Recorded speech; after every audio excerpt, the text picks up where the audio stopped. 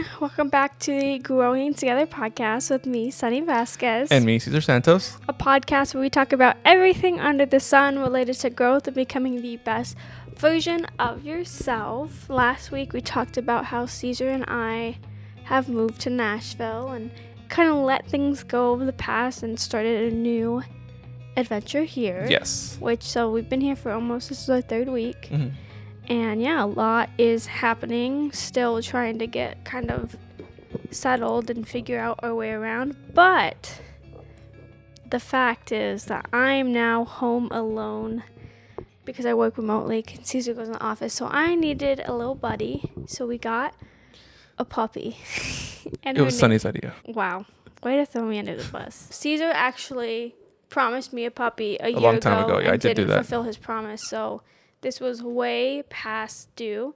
And yeah, her name is Nash, and she's a little Aussie mixed with a Labrador. So she's going to get pretty big, but right now she's about 8 weeks and a complete menace to society. So we're trying to train her. Caesar's trying to train her mainly, with your dog skills. Yeah, my Caesar Milan dog skills. So we're trying to get her trained. So far, so good. Well, for the most part. We're trying to get her all situated. And I guess it's a lot harder than you would think. Like getting her to sit here and be calm, even though we took her out to play. Come on, you're good, Nash. She's like, I can sleep. Other than that, that's what's new with us. Do you have anything else to add, Caesar? No, I mean, this dog being in our lives now has, like I said, a menace to Caesar's society. like, it's flipped our world upside down. Yeah, I mean, we're just getting comfortable here. And again, I understand that Sunny needs a friend while I'm gone. So this is good. Just, again, puppies are difficult in the first few months, as you know, if you're a dog owner out there. Just getting them situated, training them, and all that's important the first few months. That way they're good to go, and you don't have to worry much about them after that. I mean, obviously you still got to feed them and stuff. So they won't be going in the house or biting everything like she likes to do. Yeah, or the teething and all that's all normal. she's fun in that aspect, but yeah, she'll be good in a couple months. So yeah, we're excited to have her.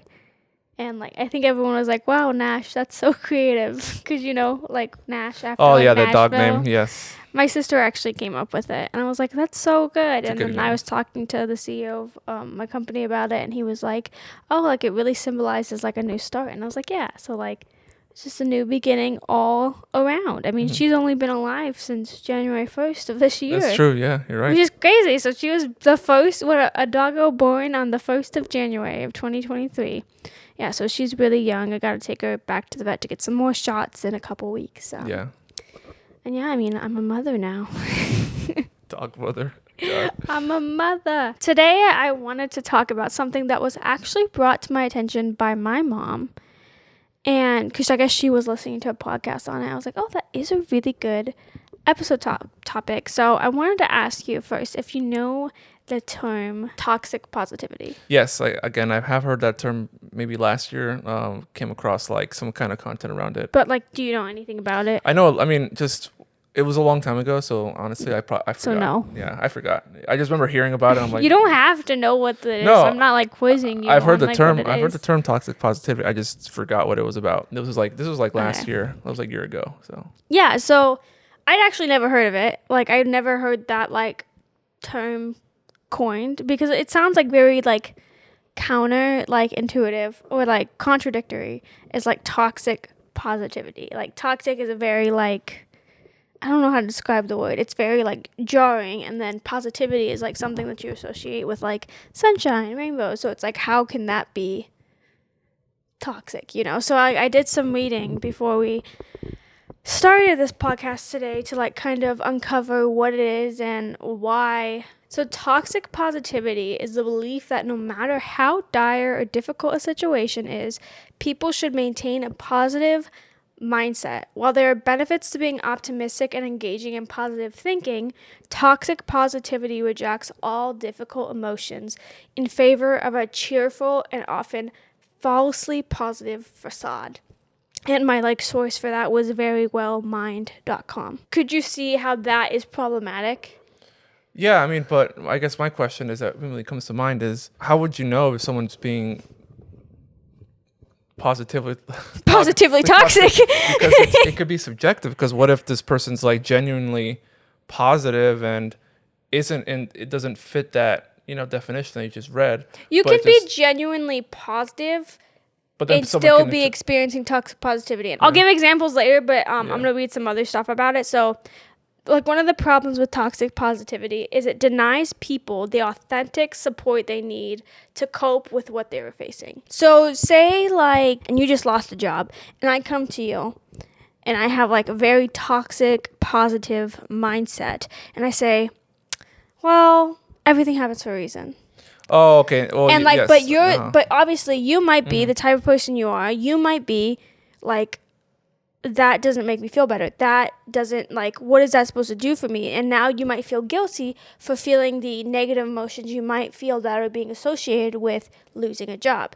And what happens often is that people, like, whether you're being toxic, whether you're like doing like a toxic positivity thing where like something bad happens to you and you're just coping with it by saying everything will be okay, you're not allowing yourself to feel those negative emotions that we're supposed to feel, that are necessary to move forward and move on.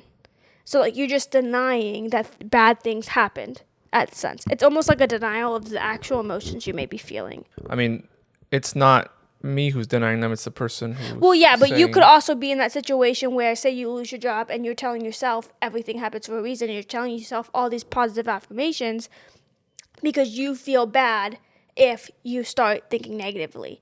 It's the idea that you can't feel those negative emotions. Oh, I mean, in that sense. So like that, but yeah, another person can come along and tell you that, and they're just being like, what they see as optimistic, but they're also not realizing they're not allowing you to like vent and feel your emotions, which is what a lot of people need in a moment where something bad happens to them. So it's like, it's not necessarily a bad thing, I think, that people try to do, but I think it's something that we don't acknowledge happens, because when I was reading this, I was like, I have experienced this so often in my life, like me towards myself or others telling me things that made me feel bad for feeling bad about my situation. You know, like, what's the one that you always get told, like, people have it worse. Oh, yeah, like people, yeah, I've heard that before, yeah. Yeah, and it's like, it makes you feel guilty for feeling bad, like as if just because bad things happen to other people, you aren't allowed to feel bad about your situation. I'm just letting you know how whenever someone had told me that in the past of like, oh, people have it worse than, it was a common thing and growing up, like, don't worry, people have it worse than X country or X place or fill in the blank, right? For me, it was always more of like, you know what, I do have, for me, again, this is my perspective, this is how I felt when someone would tell me that, and still do even to this day, is like, no, you're right. Like, I'm in a really good situation here, or I do have a lot better than a lot of people out there in the world, especially if you live in the U.S. So like, continue to like, don't let like that whatever situation that was, like, beat you down and put you in the dirt. Well, it's also not letting you experience, like, grow and like. But the problem is, like, when you don't allow yourself to feel the emotions associated with that event, you're not gonna grow. No, I'm not saying not to feel them. No, but that's kind of what you are saying, is because you're like, no, because you're saying like, oh, like, well, I just like other people do have it worse. Just because other people have it worse than you does not mean you aren't allowed to feel bad for your situation. No, again, I'm not saying. I never once said that I didn't feel worse about it. It's that process. It's like, for some, it could take a few days. For some, it's like, it's that instant like mind shift of like, oh yeah, you know what? I'm gonna I'm gonna sit down. But what I'm saying is, I think that it's not a mind shift. I think it's straight up denial of what's actually happening. I mean, how would you know unless you talk to an individual person? Like, everyone copes with certain things in their life. That's the thing, is like, I think everyone, like, some it's 5 minutes, some an hour, some to days. No, but what I'm saying is, I think everyone copes, but a lot of people who cope aren't actually coping. How would you know that though? Because the thing is, like, that's what I'm saying, is like, it's hard to identify, but what you say is coping a lot of times isn't coping, it's ignoring the problem. It's like, some people's coping is ignoring the problem. In that case, they're not coping. It may like help them cope, but you're gonna struggle way down the line because all this stuff is building up, and then it poof. Like, that's what I'm saying, is like, I don't think like when you just ignore what's out there, it doesn't make anything better no matter who you are. I mean, I don't think. I mean, again, I'm just coming from what I was saying earlier. Is like I think some people. Yeah, you're right. Some people do ignore and will be overly toxically positive about their situation or whatever it is, and not, like you said, actually feel the situation they're in, and like actually like, whether it's an emotional response, or maybe it's a physical response. I mean, I've heard of like I've heard this is, I don't know if it's just falls in the same category of like people like working out overworking out Yeah. because of like that's a way for them to cope, or like they're going through something in their life. There's And like, people who like only like versus working out, they just throw out their entire selves into like work. well, Like they don't work. give I mean, themselves any places. there's other stuff too, like drinking or Yeah. doing other like very things that can affect them negatively, obviously, So, yeah, I mean, in a sense, it's toxic. But again, at the end of the day, I really do feel it on a case by case basis. We really wouldn't know, and I would never want to judge someone and tell I them, mean, like, you would know, like maybe you wouldn't know if someone's doing it to themselves, but if someone came to you after something bad happened and told you chin up or do this, like that's not for them to like discredit like your feelings and discredit like the pain that you should feel if something bad happens to you. No, of course. I mean, I wouldn't take it in that sense. I mean, some people would like are just trying to cheer you up. Like something bad happens to you, like, hey, like how can I help you get over the situation, or what can But I I do, think that's or I think or that's whatever the the case is. problem, and like something we'll also talk about is like a lot of times when someone comes to you, they're not looking for you to solve the problem. They're looking for you to listen and understand what they're going through, not solve the issue. Because if they could solve the issue, they probably would do it. They probably would do it on their own, But like, I think that's like our problem too. Is like when others come to us with issues, we want to solve them. Like when we're like, oh, what can I do? And it's like maybe it's not saying like, well, this happens for a reason, or oh, it's gonna get better, or, oh, just do this. Because when that person doesn't have like the energy to like just keep going, or just stay positive, they feel guilty. Like, what's wrong with me? Because I can't get through this. And like, but everyone keeps telling me that this is how I should deal with it. Like after a while, you're going to think like, shit, like there's something wrong with me because I can't deal with this issue when I should be able to deal with it. And that's all I'm saying. Like, I don't think like the whole point is saying like just being positive in bad situations is bad. It's not. But like when you don't consider like the effect it can have on yourself if you're being like ignoring your own problems, or on others when you're not letting them feel what they need to feel to like get over it or to move forward. Like there's things that like a lot of people say like to their friends, which is more recent. A lot of people now, what they'll do, especially like with their partners, ask like, oh, do you want a solution, or do you just want to talk? Do you just want to have someone to hear you? And I think that's important because yeah, like I said, like not a lot of people are like looking for a solution in these situations. They're looking for someone to understand that like I'm hurting, and also to be like it's okay to hurt. It's okay to not feel great. It's okay to feel negative emotions. Like it's not realistic that we're gonna feel great. Like especially like in super dire situations, like when you're dealing with loss. Like you wouldn't tell someone that like who's grieving, oh, just get over it, or like just life moves on. It's like no, like for some people, especially if you lose like a super important person in your life, it feels like it doesn't, and they're allowed to feel that. Yeah, I mean, I know I wouldn't deny someone, especially in a situation like that. But I imagine, yeah, like you said, there's people that say all sorts of things in a non-productive way, I guess, right? Yeah, that's what like. That's basically what I'm saying. That's the whole point. Is like, in a sense, it's not always productive to be so damn positive in certain situations. And so like I was reading on it's right as rain. I can't say that because I can't say my R's. Right as rain.uwmedicine.org. And it says toxic positivity is a way of responding to your own or someone else's suffering that comes across as a lack of empathy. It dismisses emotions instead of affirming them, and could come from a place of discomfort. So that's from a woman named Tabitha Kirkland. And I think that's a really good way to like I think that's why I get so fired up about it, is because I do think that, like, yeah, it comes across as, like, you not having empathy. You're not understanding that, like, others feel pain, and not, like, especially if you're that person that's always positive. Like, I know in my life, because, I mean, my name's Sunny, so I might as well have, like, a sunny disposition.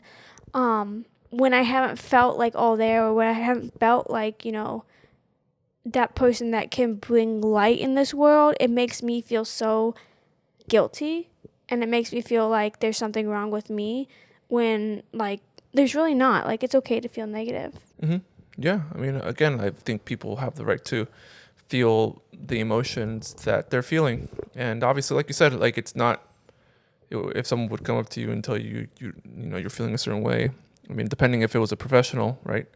Professional would probably go around it would probably bring up that question in a productive way, because there's other ways you can bring up these types of questions to somebody, and I'm not a professional, I'm not a psychologist or anything like that, but yeah, like, I think they have ways of bringing up, like, how someone's feeling, or, like, to guiding them on how to cope, I guess, with those feelings, or how not to deal with them, but, like, how to navigate them, and, like, and find out, like, the root cause. That's the thing, is, like, a therapist isn't going to tell you, like, here's how you don't feel this way. It's going to walk you through, why are you feeling this way? It's okay to feel this way, but also get you to understand that there's other side. But they're never going to tell you, like, you're wrong for what you're feeling, or, oh, you shouldn't feel that way, or, oh, like, I don't understand why you feel that way. Because there are some people, when you have a conversation, like, I don't really understand why you feel that way, or, like, oh, the words I hate so much. I should probably stop saying hate, but, like, the words that I really don't like to hear, and I used to hear all the time, I'm sorry you feel that way. Because it's like, I feel so, like, condescending, like, oh, I'm sorry you feel that way, as if it's not reality, as if it's not, like, because it's not their reality, it shouldn't be your reality. You know what I mean? So, like, that's why I don't like when people say, like, I'm sorry you feel that way.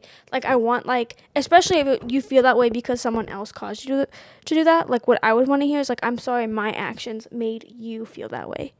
Because it's, like, take ownership for the, like, part that you play in a situation, So, yeah, it's actually, like, they say that toxic positivity is actually a form of gaslighting, the term for when someone causes you to question your own sense of reality.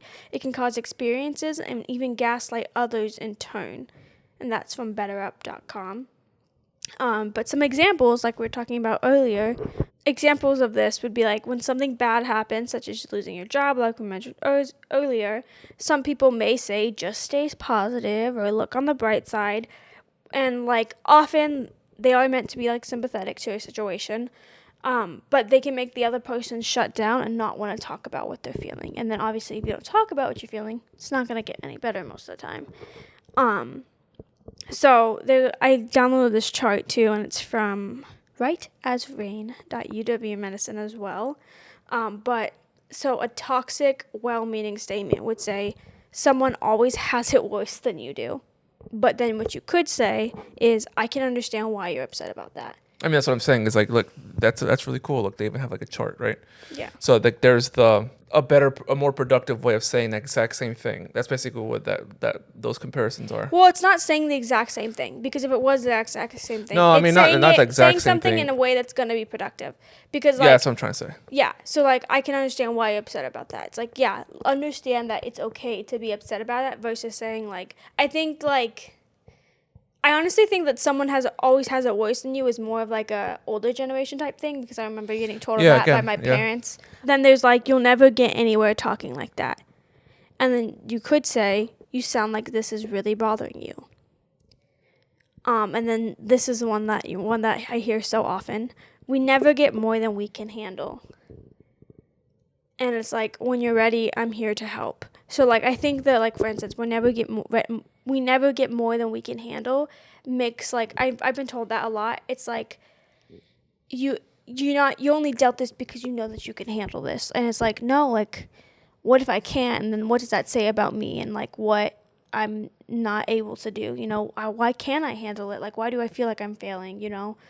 So I think that, yeah, it's all in the way that you say things, the way that I think just empathize with people. I think that's, like, what I get a lot when I think about the toxic positivity, is that, like, ideally, I think anyone who's, like, maybe saying these things, or like saying them, whether they're saying to someone else or to themselves, I think it's hard to distinguish. Like, it's hard to see it. Like, you might, like, for instance, if you're telling yourself those things because you have your entire life, you might not see the harm in like how that affects you, or how that affects how you deal with problems that you have, or your emotions. Like, but, or I think like it kind of like compounds. Like, if you never, like, if you're always just like, no, I'm gonna keep going, I'm gonna keep going, I'm gonna keep going, and you never pause to like think about like, or process pain, for instance, I could see that coming. It can reincarnate almost into something else in your life, I think.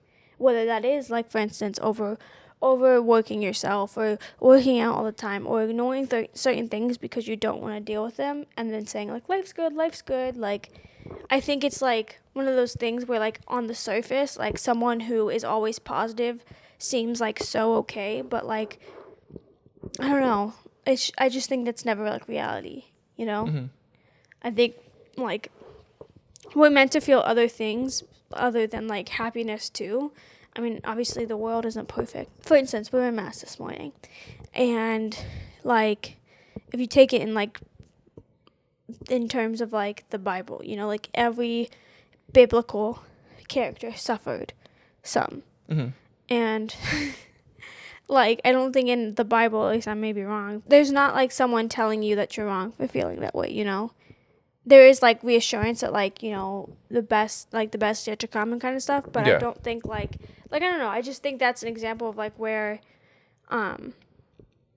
there's a lot of pain within, obviously, the Bible, and like rightfully so. Like, Mm-hmm. you know, there's supposed to be pain in your life. There's supposed to be like everything. You're supposed to experience the world, and the world isn't just happiness, you know? And like, and maybe it is, like, maybe it is for you. Maybe you don't have a lot of things to be sad about, but like, I think then I think in that case too, where you have like, you don't feel like you have things to be sad about, it makes it even harder to empathize with people who don't have like the same like luck that you have, or the same life that you have, you know, because you might not be able to understand like, why would they be bothered by this, or why does this make them feel that way? Yeah. You know?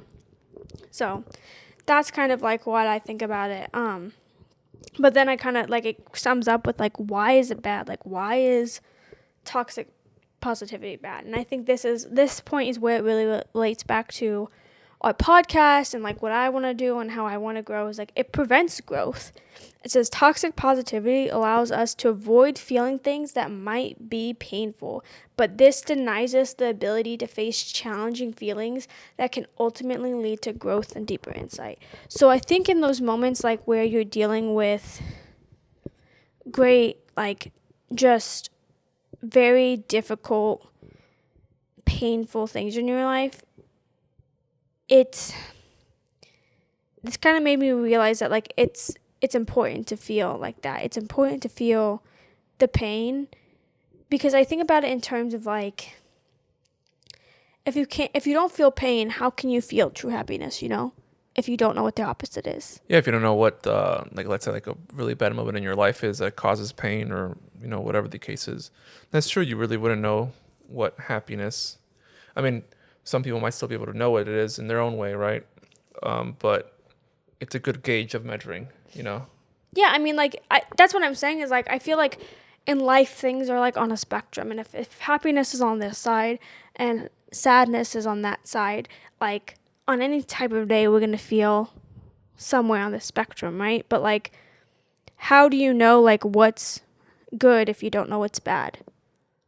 Yeah. I mean, I personally, I don't think you can. Like, I don't think if you don't know what's good, you can't know what's bad, because like, they go hand in hand. Like, you know? So like, yeah, I just think it's important. You never realize how important your emotions are, like, until you kind of understand where the part they play in your life and your growth and the person you become. Mm-hmm.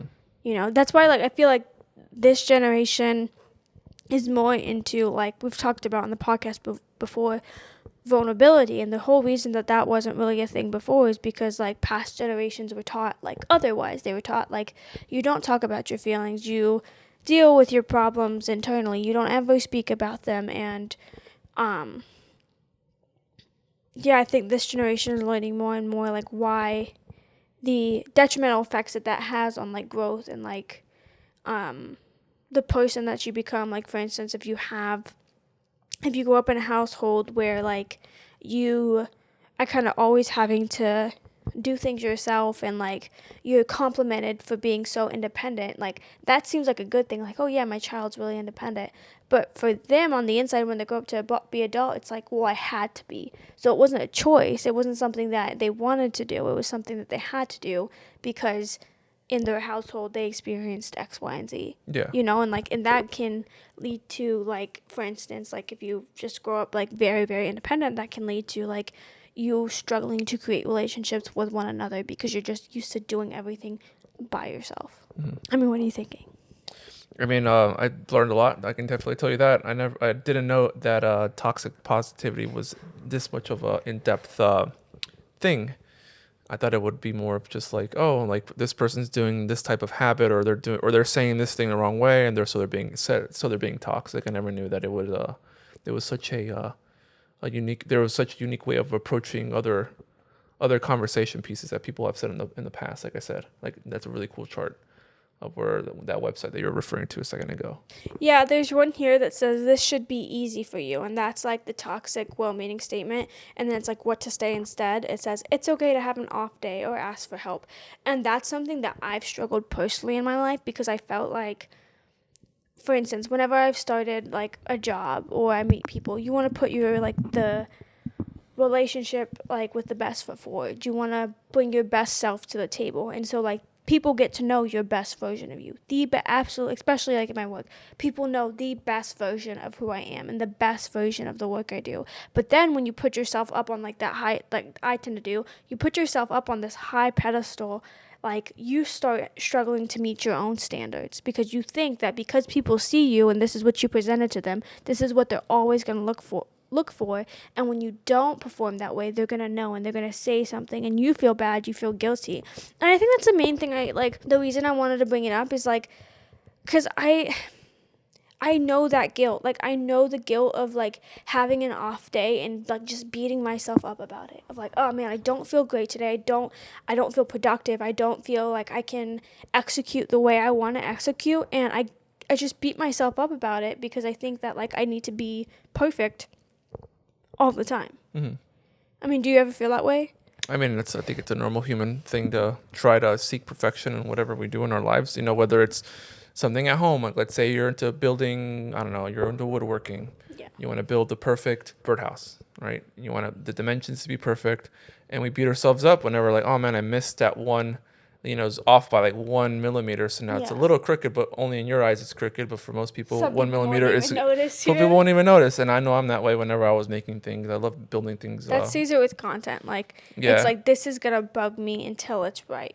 Yeah. So like, again, I think it's a human thing to seek perfection and to be perfect, and talking about, we went to mass. It's like to be perfect in the eyes of God. And we're going to fall and we're going to fail along the way, but never forgetting the fact that we can get back up and keep moving forward. The reason I was laughing is because I was actually thinking when we were in mass today about something my grandma said to me on a Facebook post. Oh, what'd she say? And so like I posted, this was like when I was in college, and I was like, dang it, I poured cereal and I don't have any milk. And she put, nobody's perfect. Well, she was like, nobody's perfect. Well, there was one, but they crucified him. Oh, and I was like, okay. One. And I was like, that's a good pointing thing to think about. And I'm like, that's true though. Like, but yeah, I think it is a human thing to want to perfect things, or, to like really not give yourself, like cut yourself slack. But I think that also comes to like, the reason that I don't cut myself slack is because I feel like others won't. So I'm like, I can't cut myself slack because if I don't work with, like, if I'm not around people that will cut me the slack too, then, like, the only one that's cutting myself slack is me, whereas I'm still disappointing someone else. Yeah. And, like, I don't know. I feel like there's a difference between disappointing yourself and disappointing other people, and, like, I don't want to do either. Yeah, I mean, I think most people don't want to disappoint themselves, especially if they had a goal in mind, right? Like, if you're trying to do something specifically. Like, for me, a couple years ago was running a marathon, and I blame myself for not paying Caesar wanted to run the marathon without paying the marathon fee. Yeah, so I got there late, and I ended up only running half, and then I thought you did like 19. No, yeah, I kept running. I just kept going, and then I even like, I just kept running because I was like, I need to finish this. But then I got to the point where I'm like, I'm running out of space to run safely because I was going by like the train tracks. And I was just And it was nighttime, and it was wasn't it? nighttime, yeah. Oh, So that by that I was like, you know what? I got to 19 miles, and I was just like, someone come pick me up, because at that point I wasn't even near the finish line. I was way remember past that. I remember yeah. you texting me about that, and I was like, oh gosh. And that's why that's one of those things, right? Where I was seeking to. For me, that was like to reach perfection was to run that. So it's not over. I'm gonna do something. Next time we'll register Yeah, you next for time the actual marathon and not like try to sneak it. Yeah. I feel like that was just karma though, because you were supposed to pay to run it anyway. I mean, I didn't. Which is crazy. I mean, I understand like it takes Yeah. a lot to put on a marathon, but like you have to pay essentially. I think it's like $200 usually to run the marathon. Well, especially the one in Vegas at the time. Any we were of like living the there. big cities. I didn't huge, realize too. This expensive. is like off topic that like for certain marathons, like for Vegas, yeah, you can anyone can sign up to do it. I think for the Boston one, you have to qualify. Yeah, you have to run a certain amount. So of now I'm kind of marathons. dedicated. I want to do that. Like I want to qualify. You have for a marathon. you have to like run a certain amount of marathons just to, and you Yeah. have to place. You have to get in a certain amount of time Place, too. yeah, you got to like Yeah, be like crazy. a You know sub who's 2 hours or something like that. You know who we should have on? Well, we are gonna have on. His name is Tim. Tim Oh, yeah. I don't know how to pronounce his last name. I feel like I butcher it every time. But he's Tim on TikTok. He's like this office guy. Incredible like work ethic and incredible like lifestyle, honestly, because he's like one of those guys that gets up at like 4 a.m. every day, and like he has a full day, and it's not just work, it's like making sure to spend time with family and stuff like that. But his wife, the reason I mentioned it, his wife runs a lot. Like I Yeah. think she has run several marathons, and I think he just recently ran his first either half marathon or full marathon because she trained him, and I was like, that's Yeah. cool. So me and you should definitely do that. But yeah, I don't want to say like, you know, like it's bad to be like that person that's always like the light in the room, because honestly, that's something that I aspire to be. I want to be that light in other people's lives. I want to make people happy, but I want to do so in a way that's gonna, if someone needs me to say, that f***ing sucks, like to be able to say it, you know, like to understand when situations just genuinely suck, and to meet people. I think the biggest thing is to meet people where they're at. Yeah. Like, don't expect them to feel great like day one after something bad happens. And, you know, yeah, I mean, people just deal with things differently. And, yeah, I'm just really passionate about this because I honestly didn't know about this until my mom had brought up this podcast she listened to about it. And I just thought it's very important. And I think the line that's really still sticks to me, and I already said it earlier, but it denies people the authentic support they need to cope with what they're facing. And I think that's what people need, is we need support in our lives. We need someone that we feel understands. Even if they don't, even if they can't, like even if they've never been in this situation, I think you can understand someone's pain, you know? Yeah. Yeah. It's important to understand people. You No, know? it is. I think that's. I wish they would teach like I guess that's psychology, but like I wish that was like a fundamental class that you had growing up, was like connecting with others and being like basically how to be a better person. Because I feel like that's a valuable thing that's not really taught in our society. Yeah, I mean, just understanding all kinds of points of view, and again, if there's anything that I've learned in my, almost close to 30 years of life, it's insane, is you understand someone's point of view. It doesn't mean that you have to agree with it. So you can come to a point of understanding, seek to understand their position, and obviously, if necessary, if you're in a debate, or if it's even necessary to even do that, whether you're trying to defend your position or whatever the case is, then do it, obviously in a manner that makes sense in that situation. But if someone isn't willing to even listen to you, or if you're not even willing to listen to them, then it's like the point is moot, and then there's no point in even, it's just kind of like, I feel like a lot of Yeah. people have been saying that lately, the point is moot. And whenever I think of that, I don't know if people say that because of Friends, but I say that because of Friends. no, moot points. Like It's a moot point. More point. It's like a cow's opinion. It doesn't matter. No, it's just an old saying of like when the point that they're trying to make makes The no point sense. is moot. Moot, not moo. it's moot. It's not moot. It's a I moot. thought it was moo. No, the point is moot. It's a moot point. MOOT. Moot. What does moot mean? It means look it up, but I believe it means I could have sworn you said moo. no moot. The point is moot. It's like, I guess the T Is it thing really not moo? no, it's moots. It's just the whole on Friends. I It guess was that's why the it's moot funny point. on Friends. Yeah, on Friends, Oh exactly. god, I'm so stupid. No, you're not dumb. Yeah, no, Definition. it's just it's like it's a point used in like when debating on a topic. Ma'am, you have a moo point. Yeah, see, what does it say? See, look at the pictures that come up when you're trying to. It's subject to debate, dispute, or uncertainty. Yeah, it's when you're ever debating. Whether somebody. it's like the examples, whether they had been successful or not was a moot point. Moo sounds better. Like Moo moo sounds better. better. Oh my god, I'm so glad I've never said that in conversation because this whole time I thought it was It's actually moo. That's so funny. Oh wow. I was gonna say something before this whole moo thing. Yeah, basic understanding of people, and I this is like something you hear often too. I mean, I've heard this quote a million times: is often people don't listen to understand; they listen to respond, and that's where we fall short. I think as people is like we're always listening to think of like our response in our head, and I think that's something you really have to turn off in your head. Because I know when I have conversations and someone says something in a conversation, and I'm like, I don't want to forget what I'm gonna respond to it. Like it's almost as if you're not listening to the conversation anymore. You're just thinking about like that response and like making sure you respond according to whatever conversation you're having. But at the same time, it's not like you've just been like rehearsing in your head. Do you do that where you rehearse in your head what you're gonna say as people are talking? I mean, I would say it probably depends on like if I'm getting put in a situation where I have to like defend a position or something. I don't know, Or like when we're on this podcast, for instance, like when I'm talking to you and I'm saying this stuff, is what's going on in your head? I mean, like for example, when we first were talking about this conversation about toxic, positive, I was gonna say productivity, but that's actually another term too, toxic productivity. But toxic positivity. Immediately, what came to my mind was like how it can. I believe it can be subjective because how would you know if someone's like how would you generally know if someone's being overly positive just to like get you to not feel the way you need to feel? Like you would have to like really talk to them and like probe them, but like really ask them a lot of questions. I feel like you know? could, like for instance, if you came to me and like I was talking to you about a problem and you just responded with like the list we went over, like every time I said something you just pulled something from that list, I would be like, well, you're not really helping, you're just telling me that I should feel better when you're not listening to why I feel the way that I do. Yeah. So I feel like in conversation, if you are having conversation, it'd be pretty easy to spot when someone is acting that way towards you. I think it'd be harder to see if someone was acting that way towards themselves.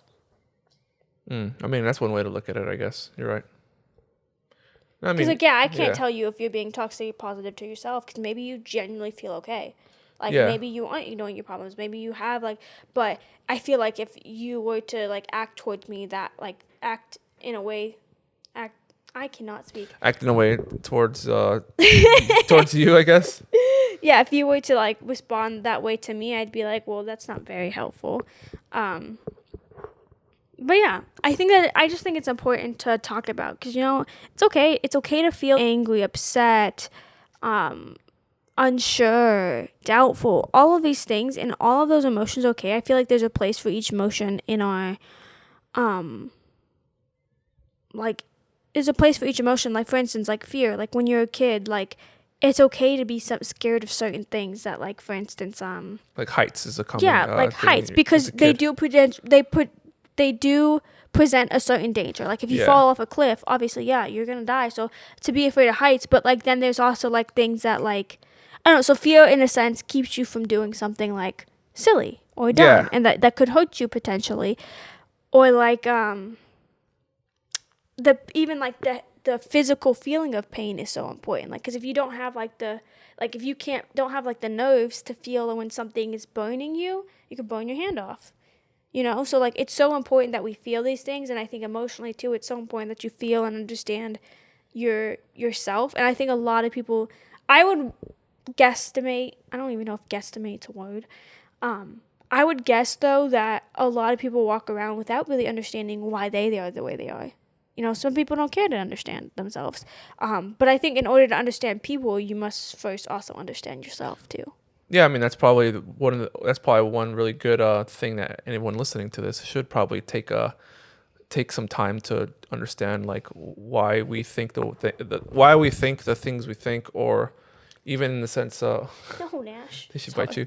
Why not only think not only think the way that we think things, but also like just why we are or how we are, or the things in our lives that we question often, and find out if find out if they are true or not, in the sense of not like obviously in not to get too deep into this, but find out if they're true to our lives, and in the sense that it's actually a good thing for us. Yeah. But again, that could also be subjective, because some people could say that certain things are good for them. It's a very hard thing to probe into your own life, obviously, which is why a lot of people talk to therapists or. Oh yeah, because you're gonna have a bias towards yourself. Yeah, of course. You're not a lot of it is hard to look in the mirror and be like, that's actually a pretty shitty part of me.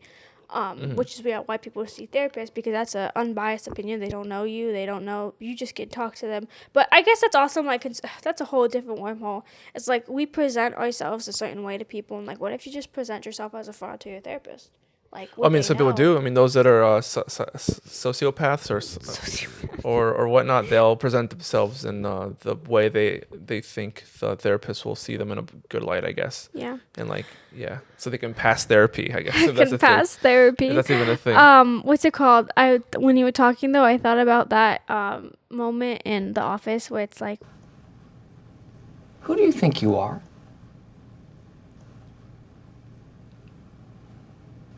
yeah, so that is today's episode on toxic positivity, something that I did not know about until it was brought to my attention. And I think that it's important that we know, like, when we're not addressing the real problems. I think that's important. Like, address the real problems in your life. And maybe there aren't any right now, but don't get mad at people for having some. And even if they're tiny, let people feel.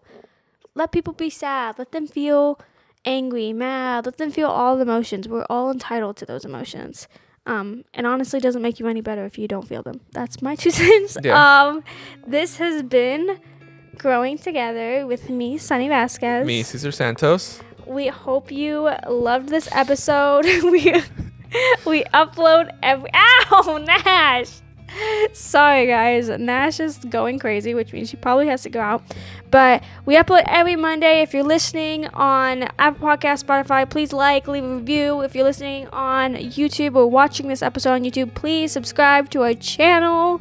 We love you all. We love doing this, and we are so excited for the next episodes to come. And yeah, that's all. See you guys later.